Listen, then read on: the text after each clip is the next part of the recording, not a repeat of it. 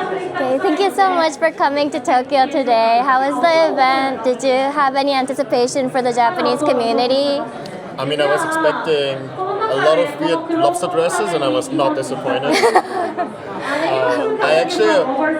I was in the one in San Francisco, and like people were squeezing me. So I'm very appreciative that like even though there's like so many people, it's almost exciting. People line up. So I love the Japanese culture. Okay, thank you so much.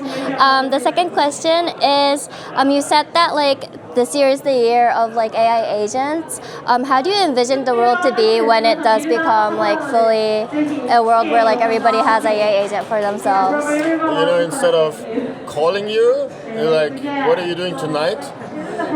My claw could like know that I'm bored and talk to your claw, and then maybe you're also bored, and then like maybe my claw would say, hey, your friend's also bored, I checked, and then like I could like call you, but I already know that it's gonna be nice.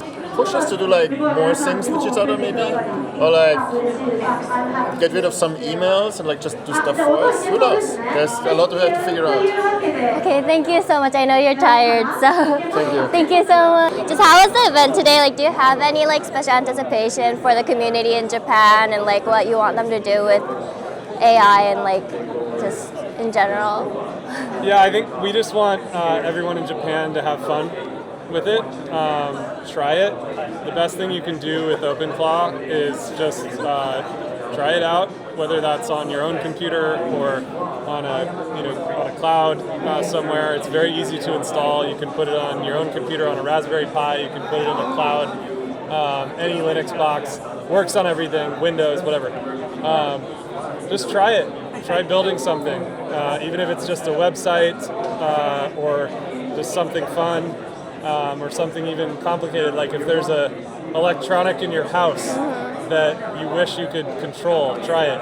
Right. It usually will do it, and that will get you inspired about what you might be able to do with it.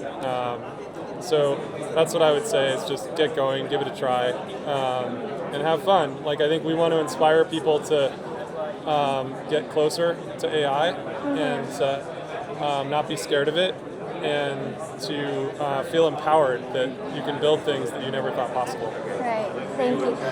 Do you have any like specific cases of like that you found interesting how like people used AI in like a specific way? Yeah, we had this one guy, Peter tells this story in Austria that showed up to the Austria Clawcon, and he said, my dad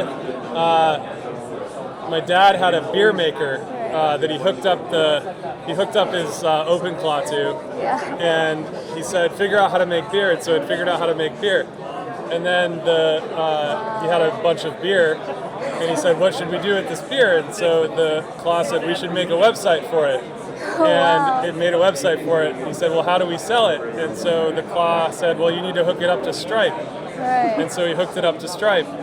And then he said, well, we need a name for the beer, so it named it Lobster Lager. And now there's this guy in Switzerland that's selling beer on a website. And the guy's, I think he's 86. And so, like, that's just amazing. Yeah, that is like a whole business. And we hear stories like this over and over again where it just, not only did it help with the product, but it helped with the website, it helped get payments, like, it just made it really easy to put this together.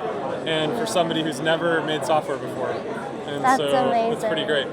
Yeah, that's amazing. Our last question is, like, how do you envision the future when everybody has like a personal AI agent to themselves? Like, how do you think the world or like society would change?